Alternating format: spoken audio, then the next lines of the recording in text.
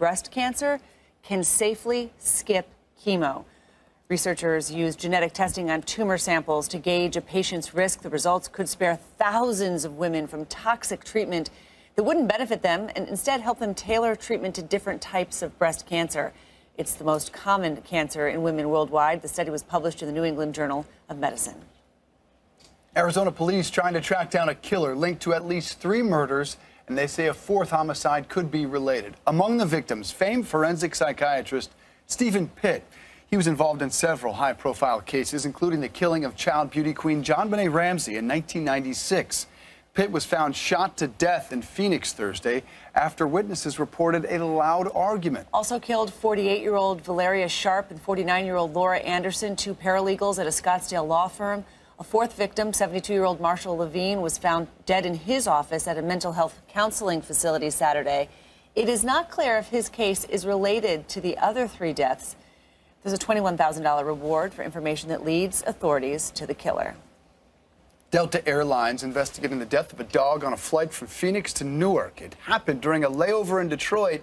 Officials say the 8-year-old Pomeranian named Alejandro was found dead in its carrier last Wednesday at an airport cargo facility. At least 4 dogs have died this year while in the care of U.S. Airlines. Delta, in a statement, says it is conducting a thorough review of the situation to ensure this does not happen again. An FBI agent could face charges for busting a move in a Denver bar and accidentally shooting someone. Take a look at the off-duty agent getting his groove on early Saturday morning when he loses his gun from a waistband holster while doing a backflip. That's right. The weapon fires when he scrambles to grab it, hitting a customer in the lower leg. The agent has not been arrested or identified. The district attorney's office will determine whether charges will be filed. Killer moves, dude. Almost. The Golden State Warriors beating the Cleveland Cavaliers 122-103 to take a 2-0 lead in the NBA Finals. Steph Curry, ridiculous. An NBA Finals record, 9 threes, finishing with 33 points to lead the defending champs. Series now moves to Cleveland for Game 3 Wednesday night. There is no longer any such thing as a bad shot. It's all good when you're Curry. He's unbelievable. Gosh. All right. Thanks for joining us this Monday morning. I'm Christine Romans. I'm Dave Briggs. New Day starts right now. We'll see you tomorrow. Pardoning himself would just be unthinkable. It would lead to an immediate impeachment. If there were a Democratic president and these facts were present, most people I know in Washington believe impeachment hearings would have begun already. The president is above an investigation. He can fire anyone. He could shoot the FBI director. Sounds like we have a king in the office. This sounds like a dictator. The president was not involved in the drafting of the statement. They said the president had nothing to do with that statement. And it turns out that's completely untrue. We're getting along. You see the relationship. Kim is still his own man, and if he wants to meet with President Bashar al-Assad, he will. Here Kim's inviting a war criminal to North Korea and probably expecting Donald Trump to keep quiet because the president so badly wants the summit to go ahead. This is New Day with Allison Camerata and John Berman. We want to welcome our viewers in the United States and around the world. This is New Day. It is Monday, June 4th, 6 o'clock here in New York. Do you have a good weekend? I had a great weekend. I was up in Boston, the greatest city on earth. I love that city. We bond about this. It's the best. The Red Sox won 1-2. It's been great. It's been all good. That is your kind of weekend, John Berman. All right, let's get to our news. We have a lot to tell you about. Here's our starting line. President Trump's lawyer, Rudy Giuliani, wants you to believe that the president of the United States cannot obstruct justice. Giuliani also claims the president has the authority to pardon himself. Giuliani even suggested in a new interview that if Mr. Trump shot James Comey, Mr. Trump could not be prosecuted. So is the president of the United States above the law? And a 20-page letter sent by President Trump's legal team to Robert Mueller back in January acknowledges for the first time that the president did dictate that misleading statement about his son's controversial meeting with Russians at Trump Tower. You'll remember the White House and the president's lawyers have repeatedly denied that the president was involved. If they lied about this, what else will we discover was a lie? Meantime, the president's smiling and chummy with members of the brutal North Korean regime getting ready to meet with Supreme Leader Kim Jong-un, while alienating and infuriating U.S. allies, including Canada and the European Union, over tariffs. So Canada, France, are they really security threats? And First Lady Melania Trump has not been seen in public for weeks, not since she had a kidney procedure. We're told she will be at a White House event tonight, but we won't see her. The event is closed to the press. Let's begin our coverage with CNN's Caitlin Collins live at the White House. Caitlin. Well, John, what we saw this weekend is what we have suspected all along, that when it comes down to the wire with the special counsel's investigation, the president and his legal team are prepared to argue a broad extent of executive power for the president, so broad, in fact, that they're prepared to argue that the president himself is above the law. President Trump's legal team making a bold new claim about their expansive view of his executive power in an attempt to justify why he shouldn't face any legal liability in the Russia investigation. Mr. Trump's attorney, Rudy Giuliani, telling the Huffington Post it's impossible to subpoena or indict a sitting president, no matter the offense, claiming if he shot James Comey, he'd be impeached the next day. Impeach him, and then you can do whatever you want to do to him. Giuliani also raising questions about the extent of the president's pardoning power. Do you and the president's attorneys believe the president has the power to pardon himself? He has no intention of pardoning himself, but he probably does. Doesn't say he can't. This just hours after the New York Times published a confidential letter that attorneys Jay Sekulow and John Dowd sent to Robert Mueller in January, asserting the president can't obstruct justice because the Constitution gives him the authority to, quote, terminate the inquiry or even exercise his power to pardon if he so desired. An argument that is far from settled. It's an outrageous claim. It's wrong. They were trying to make a broad argument. His lawyers argue there is no need for the president to sit down with Mueller and he can't be compelled to testify, foreshadowing a potential subpoena fight, especially if the probe extends outside the bounds of the initial investigation into collusion. Let them walk through their investigation, but I think if there's no collusion, it's time to wind this down. Also in the letter, a bombshell revelation that the president's lawyers acknowledge the president dictated the misleading statement from Donald Trump Jr., a statement the lawyers called accurate about the purpose of his meeting with Russians at Trump Tower during the 2016 campaign, despite an explicit denial from the White House last summer. He certainly didn't dictate, but, you know, like I said, he weighed in, offered suggestion like any father would do. 1 month earlier, Sekulow strongly refuting the claim multiple times in July, after it was revealed that Donald Trump Jr. took the meeting with the promise of getting dirt on Hillary Clinton, not, as he initially said, to discuss adoptions. I wasn't involved in the statement drafting at all, nor was the president. The president didn't sign off on anything. I do want to be clear that the president was not involved in the drafting of the statement and did not issue the statement. It came from Donald Trump Jr. Giuliani arguing that the shifting explanations are just another reason the president shouldn't testify. I think Jay was wrong. I mean, this is the reason you don't let the president testify. If, you know, our recollection keeps changing. So Giuliani making the argument there that the president won't pardon himself even though he can because it would lead to his impeachment, though that's not exactly clear because so far the Republican Party, which controls Congress, has failed to draw any kind of a red line for the president regarding the special counsel's investigation. Now, all of that is going on today while also all eyes are looking out for the First Lady, who has not been seen in public since she underwent that medical procedure at Walter Reed 3 weeks ago today. But the White House is now saying she will attend an event here today honoring Gold Star families. However, we won't see her actually because that event is closed. And I should note that while that is going on, speculation is being raised as well because she's not going to attend any of the summits that the president is attending in the next week or so. And she also did not travel to Camp David with the president and several other members of his family this weekend. John and Allison. All right, Caitlin Collins for us at the White House. A lot there. Certainly questions to be asked. Joining us now, CNN legal analyst Carrie Cordero. She's a former counsel to the U.S. Assistant Attorney General for National Security, and CNN political analyst David Gregory. You know, Carrie, the president can apparently kill somebody, can't possibly obstruct justice, and he can self-pardon without going blind. Are they on firm legal footing here?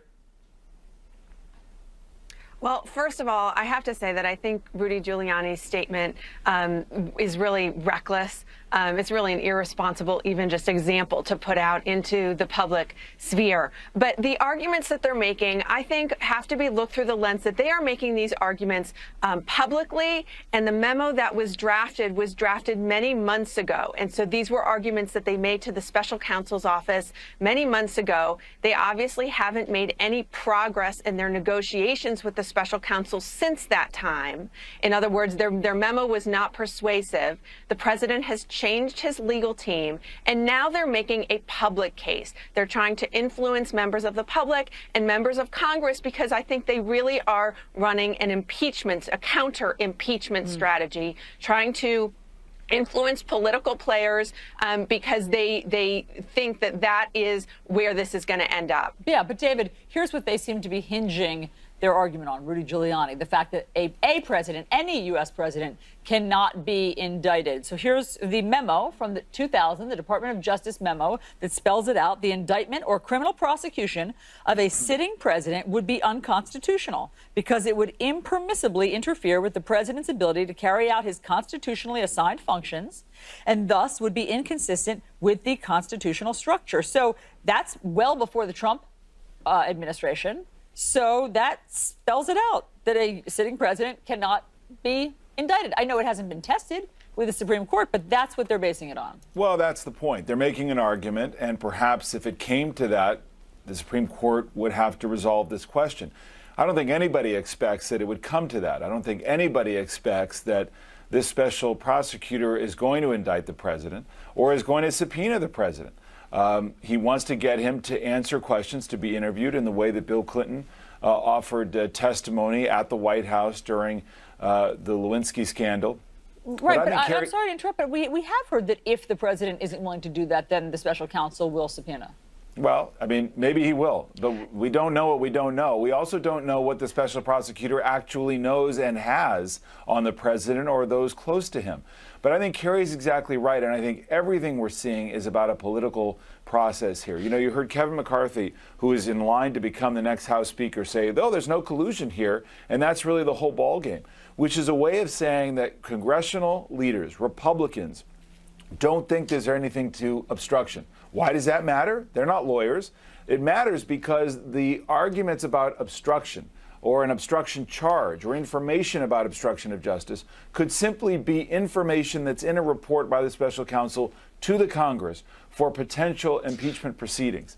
And you're seeing a lot of signaling in advance that they don't think that there's any there. That's what's important, because this will largely be a political process. And the Trump team is working every day, the political angle, for the midterm elections to have this as an issue, and for whatever happens in Congress. Look, you know it's a political argument because they're basing their legal claims on things that are just not settled law. And they're pretending that they are. As far as indicting a president goes, look, you know, right now, prevailing conventional wisdom is maybe you can't indict a president, but it is not settled law. Ken Starr wrote at the same time the Justice Department was writing that a president can't be indicted. Ken Starr, who was the special counsel or independent counsel back in 2000, said it's proper and constitutional and legal for a federal grand jury to indict a sitting president for serious criminal acts that go on and on and on and on. You know, no one's above the law. He says it hasn't been determined yet. And Kerry, this claim that Rudy Giuliani made to the Huffington Post that you alluded to that was reckless before, you know, that the president could shoot James Comey. If he shot James Comey, he'd be impeached the next day, impeach him, and then you can do whatever you want to him. You know, Rudy Giuliani says that like it's settled law. It's not. And in this case, you know, there probably would be state murder charges, not to get too caught up in the absurd and reckless comment he's making there, but it just gets to this political argument here that is by no means settled law. There are first of all, there's different issues with respect to whether a president can be indicted while he's in office versus whether or not he can be served with a subpoena. I think it's more likely that a subpoena could be served, that actually would be litigated. If the special counsel served it, the president's legal team would fight it. It would go probably all the way up to the Supreme Court, and then we would have a decision on that specific issue because there is no actual case precedent for whether or not a sitting president has to be compelled to give oral testimony in front of a grand jury. The issue of indictment, the prevailing legal opinion is that a sitting president can't be indicted. But again, the referral for an impeachment can be made.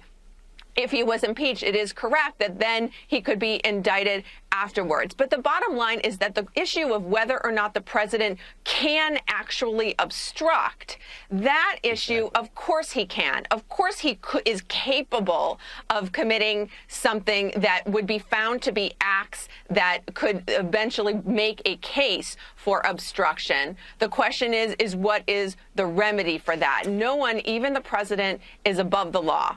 But also think about the obstruction piece is, what did they admit in this letter? That he also contradicted himself when it came to whether he dictated this letter about the Don Jr. meeting.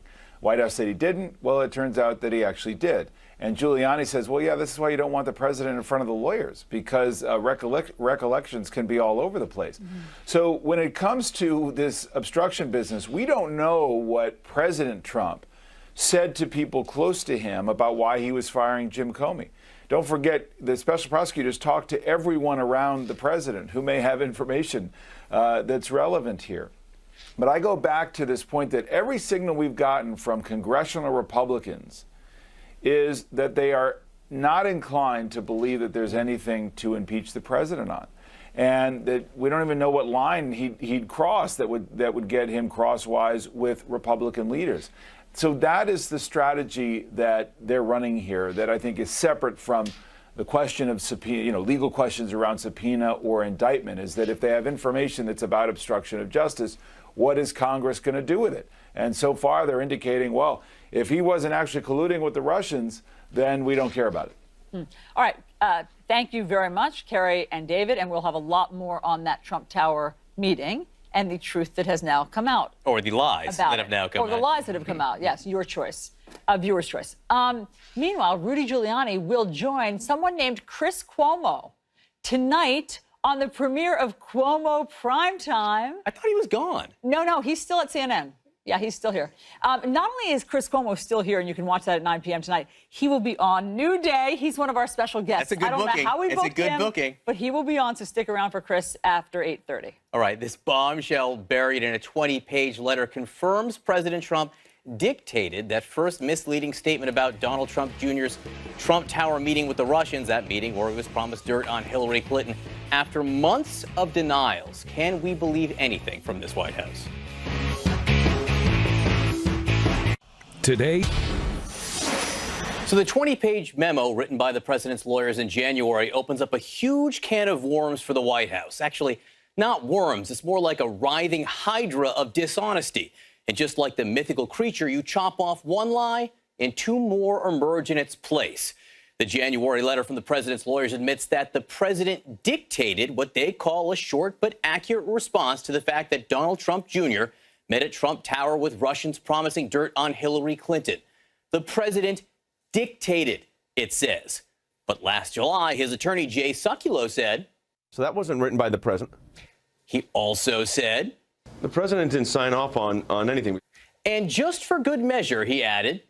The president was not involved. So dictating without being involved is quite a trick. But just in case you think there's a linguistic wiggle room there, last August, Sarah Sanders said... He certainly didn't dictate. But wait, his lawyers say the president dictated. He certainly didn't dictate. The president dictated. He certainly didn't dictate. Certainly he did. So say his lawyers. Now, there's a lot of talk about the difference between a lie and a falsehood or untruth. Here, someone is lying. Either the president lied to Jay Sekulow and Sarah Sanders, or they lied to us. Now, it's not a crime to lie to the press or the American people. It is a crime to lie under oath, and Donald Trump Jr.'s testimony on this subject is pretty suspect. Leave that aside for now, and forget for a second that the statement the president dictated is wildly misleading in itself, saying the Trump Tower meeting was largely about adoption, when the reason it was set up in the first place was to get dirt from the Russians on Hillary Clinton. But that aside, what's astounding today is Rudy Giuliani's explanation for all of this. Our recollection keeps changing. Your recollection keeps changing? Your recollection? Are you suggesting someone forgot something? What exactly did they forget? When Jay Sekulow said the president wasn't involved, he forgot that he actually was? When Sarah Sanders says he certainly didn't dictate the letter, she did not recollect that he certainly did? It seems, Mr. Mayor, the biggest failure in recollection was the recollection to actually tell the truth. All right, let's discuss with CNN political analysts John Avlon and David Gregory. John Avlon, the president dictated the letter. Yes. We now know, as John so beautifully pointed out and walked us through all of that. And so the fact that they're now admitting that after having lied consistently about it, does that tell us that someone like, say, Hope Hicks has been interviewed by Robert Mueller, and now they have to tell the truth? It only got to the point where they had to tell the truth because Robert Mueller knows something. Well, telling the truth is not the first instinct of this crew. And the question does become, were there enough interviews that they were backed into it? What I find particularly fascinating isn't just the denials by Sarah Sanders and Jay Sekulow that we now know are a lie, as John just laid out with dictation. But even in the admission, they say it's a short but accurate statement, which is itself a fundamental falsehood. They can't help themselves with this stuff. It's a lie. Jay Sekulow, his lawyer, lied repeatedly to the American people. I guess unless the president flat out lied to him, which is possible, but someone's lying there. And David, I said, forget for a moment that it's about this meeting, but this is dishonesty be about something that is crucial to the entire investigation. It's the Trump Tower meeting where Donald Trump Jr. was promised dirt on Hillary Clinton. They are telling lies about that crucial meeting. Right. And so if you're an investigator or you're a special prosecutor looking into this, you'd like to question the president about the circumstances of the meeting, what he knew, what he didn't know. And given the lies surrounding it, it becomes something that you grow even more suspicious about. And we don't know, as you say, there's Hope Hicks, there's lots of other people who worked in the White House who are around the president who could shed light on what the president both knew, what motivated him to fire Jim Comey, all of which could be the basis of bringing information that the president obstructed justice in the view of the special prosecutor. The question is, what does Congress do with it? I come back to what we were talking about a few minutes ago. All of this right now is a political process. It is a political argument against what they see as the overreach of the special prosecutor, of Democrats, of the whole specter of the idea that there was, is there collusion if there's no collusion, as if we know that that's the conclusion, which we do not, because we don't know what the special prosecutor has or does not have. But this is what's starting to gel as an argument among Republicans, even among Republican leaders. And I'll be honest, let's go back to our recent history. This is basically the team around the president saying, hey, look, Bill Clinton lied about all this stuff. Go back to his testimony. It depends on what the meaning of is. And it's not a crime to lie to the press. You may not like it, but it doesn't get them crosswise with lawyers. But but that's the direction they're going. I'm not saying whether it's successful or not. I will say again, it is a lie. It is a problem and it is a crime to lie to Congress. And Donald Trump Jr. testified about this. Let me just read this quickly. We can move on. The Washington Post. Donald Trump Jr. was asked, the Washington Post has since reported that your father was involved in drafting your July 8th statement. Is that correct? He says, Donald Trump Jr., I don't know. I never spoke to my father about it. Well, the president's lawyers are saying the president dictated it. Right, but Donald maybe Trump John Jr. Jr. didn't know that. Really? Yeah, maybe it doesn't sound like he lied to Congress and he said he didn't know. That's a stretch. I mean, we know Hope Hicks was. But the whole chronology of this is lie upon lie upon lie, and that's what's important, right? Remember, first this meeting didn't happen. Then it was about adoption. Then there were incriminating emails that showed it was about getting dirt on Hillary Clinton. The fact pattern here is at first, the first impulse is to lie, and then it's a cascading, effort to confront the truth when they're forced to do it. But they got fundamental problems. Look, their strategy seems to be, look, the impeachment is the only way to rein in the power of the president, and they know that politically that's unlikely because of the Senate threshold. But that itself contradicts things that people like, during the Clinton impeachment, when people said that the president's not above the law. That was the conservative line at the time. Now the roles reversed with Republicans in office, and they're arguing the same thing. It's back to Nixon. If the president does it, it's not illegal. All right, let's move on to policy. President Trump has angered U.S. allies, Mexico, Canada, the EU, with saying that his plan is to impose these steel and aluminum tariffs. So just as the president is shaking hands and enjoying this meeting with the North Korean former top spy here, he is alienating or at least angering some of our allies. Here's Prime Minister Justin Trudeau about these tariffs. The idea that the Canadian steel that's in military vehicles in the United States, the Canadian aluminum that makes your fighter jets, is somehow now a threat. The idea that we are somehow a national security threat to the United States is quite frankly insulting and unacceptable. David, what do you make? Well, it is insulting and unacceptable, and those are the grounds for these tariffs, according to the administration, out of one side of their mouth. On the other side, they say, oh, well, you know, they're overreacting to all of this. This will probably all work out. I mean, what we've seen in the short history of this trade war fight from the administration is that even the imposition of tariffs is still part of the negotiation. And it doesn't sound like it's a settled matter yet. It is certainly contrary to our good agreements with our allies and with the concept of fair trade. In the end, does it work out because this ends up getting a better deal that the administration thinks is possible on NAFTA? We'll find out. But it's certainly going to hurt our relationship in the progress. It is hurting the relationship with Prime Minister Trudeau. We heard Emmanuel Macron, the president of France, were talking about handshakes and whatnot. We know the president likes to touch Emmanuel Macron, but they like to hold hands and, you know, For a long and extended time. Yeah, I mean, there's touching. There is touching. But something is amiss in this relationship right now. Michelle Kaczynski reports that the phone call that the two leaders held last week, let me read this, was just bad. It was terrible. Macron thought he would be able to speak his mind based on the relationship, i.e. the touching.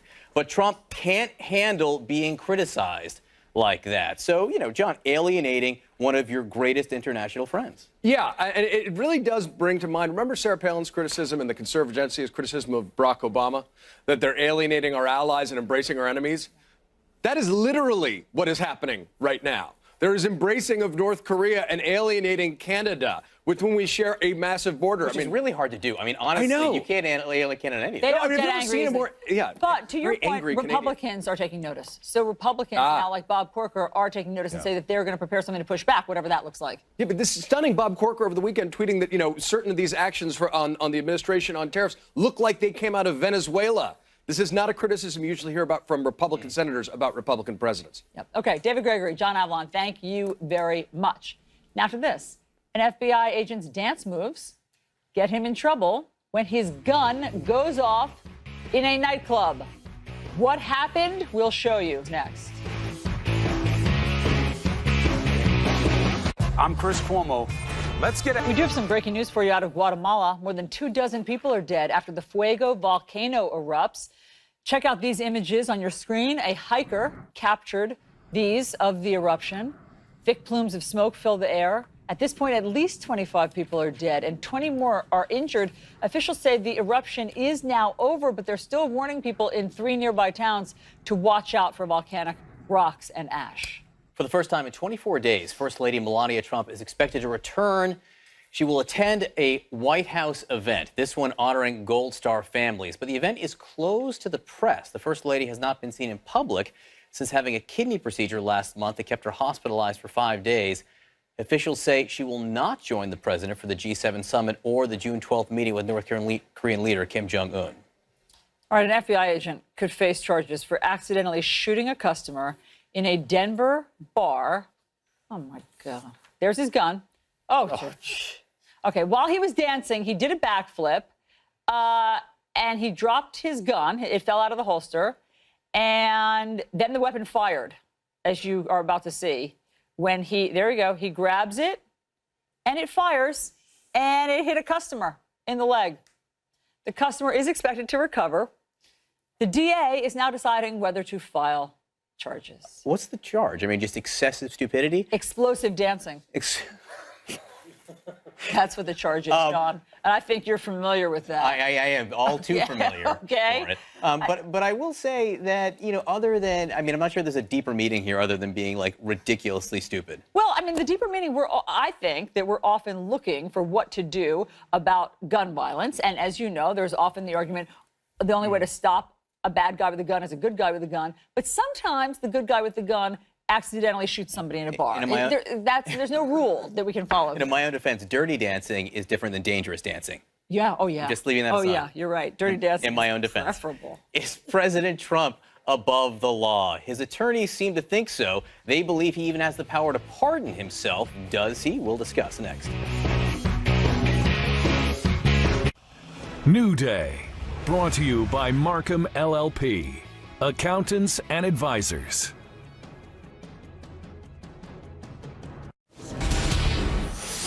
So can the president shut down any federal investigation? The president's lawyers believe so. In a January letter to the special counsel published by the New York Times, the president's legal team argues that the president's actions here, by virtue of his position as the chief law enforcement officer, could neither constitutionally nor legally constitute obstruction, because that would amount to him obstructing himself. And that he could, if he wished, terminate the inquiry or even exercise his power to pardon if he so desired. Joining us now, CNN presidential historian Douglas Brinkley and CNN chief legal analyst Jeffrey Toobin. And Doug, I want to start with you because this is very reminiscent of that famous exchange from former President Nixon, who had then been drummed out of office, to David Frost that he made in 1977. Let's just once again listen to that for one moment. Well, when the president does it, that means that it is not illegal. By definition. Exactly. That statement was so controversial at the time. You know, they made a movie about it. It's sort of accepted fact. It was for decades that what Richard Nixon was saying there wasn't in fact true. But now the president's lawyers are basing their whole defense on it, Doug. They are. It's the return of the ghost of Richard Nixon. It's being adopted by Donald Trump as his defense.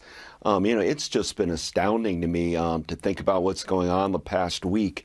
Our founding fathers, you know, purposefully wanted to make sure that we didn't create a demagogue as president, somebody who thought that they were above the law. We did everything we could with checks and balances and, you know, Supreme Court. But here you have a president threatening that I'm above reproach, I'm above the law, and sending messages that I can pardon anybody I want to at any time, including myself if need be. So we're heading into a constitutional crisis when the Mueller report eventually comes forward with its findings, because it looks like there will be obstruction of justice charges, but Donald Trump's going to say there's no such thing. A president can't obstruct. Well, the thing is, when you say obstruction of justice charges, that suggests there will actually be something legally filed here. And that's what we don't know, Jeffrey Toobin, right? They're going to put out this memo or letter at some point, Robert Mueller presumably will, which will either say or not say that the president did these things, and then it'll be up for Congress to decide. Right. And I think, you know, even Trump's lawyers recognize that impeachment remains a possibility. But the idea that the president cannot obstruct justice, it's not just the framers who disagree. Remember, in the 1970s, Richard Nixon was forced from office because he was going to be impeached for obstruction of justice in connection with Watergate. In 1998, Bill Clinton was impeached for obstruction of justice in connection with the Monica Lewinsky investigation. So the notion that presidents cannot obstruct justice is not only wrong by, you know, historical framers' standards, but Congresses in our lifetime have recognized that presidents can obstruct justice. And to an extent, they're distracting from the major argument here by making the argument about indictments or not, because that's not what the issue is here, Jeffrey. Well, Mueller has more or less indicated that he will be bound by Department of Justice policy, which currently says sitting presidents cannot be indicted. So there is no real possibility, I think, that there is going to be a criminal case against Donald Trump while he is president. But still, the broader question of whether he has the right to do that is sort of a profound issue in American life. And we can debate that, but it may not be pertinent here. And on the issue of pardoning, people are all caught up in knots about whether or not the president can pardon himself. The Constitution's crystal clear. You can't pardon for impeachment, period. So if it were ever to come to that, the president has no power there. You know, Doug, what's the history in terms of the self-pardoning, though? We're having this discussion. Where was that discussion during Richard Nixon and Bill Clinton? Oh, it's insane, the idea of this self-pardoning. I mean, we live in a political system, and this is going to be decided in the end by Congress and then perhaps the courts. But when I say Congress first, we have a midterm election here, and if the Democrats happen to take over Congress, they very well, if the Mueller report coincides with that and points to obstruction of justice, they're going to start impeachment proceedings. And you might have something similar that happened to Bill Clinton. Donald Trump could get impeached by Congress, but not by the Senate, and is able to hang in there. And if you're a Trump supporter, you say, look, Bill Clinton got more popular, and is, as he went through that whole process, and the Democrats will drag it out for a year or more. So unless Democrats could get the Senate and Congress, it's going to be hard to get rid of Donald Trump. However, Donald Trump Jr. very well might get indicted. Well, and he could be pardoned, and there is precedent for that, right, Doug? I mean, President Clinton pardoned Roger Clinton. And that's what the Trump crowd's going to say. If Bill Clinton can pardon Roger, we can pardon Donald Trump Jr. And this is a full-out war. I mean, we've been calling it a kind of neo-civil war going on in this country, but this is going to come to a head at some point, and it's going to be a big argument in my mind of what is obstruction of justice. And I agree with Jeffrey. Presidents do obstruct justice. Nixon did, Clinton did, and very likely Donald Trump did in the firing of Comey. Very quickly, Jeffrey, what's the most important thing to emerge over the last 40 hours with this 20-page memo? Is it the admission of a lie over the Trump Tower meeting? I think it's a broader issue than that. It's the most important thing about this memo is that Donald Trump is asserting powers that no president has ever asserted before. And I think that is a signal of the nature of the fight we're having now, more than any of the specifics. Jeffrey Toobin, Douglas Brinkley, thanks so much. Allison? Okay, John, the Northeast is bracing for even more rain. And that, of course, is raising concerns about serious flooding. So we're tracking all the storms for you next.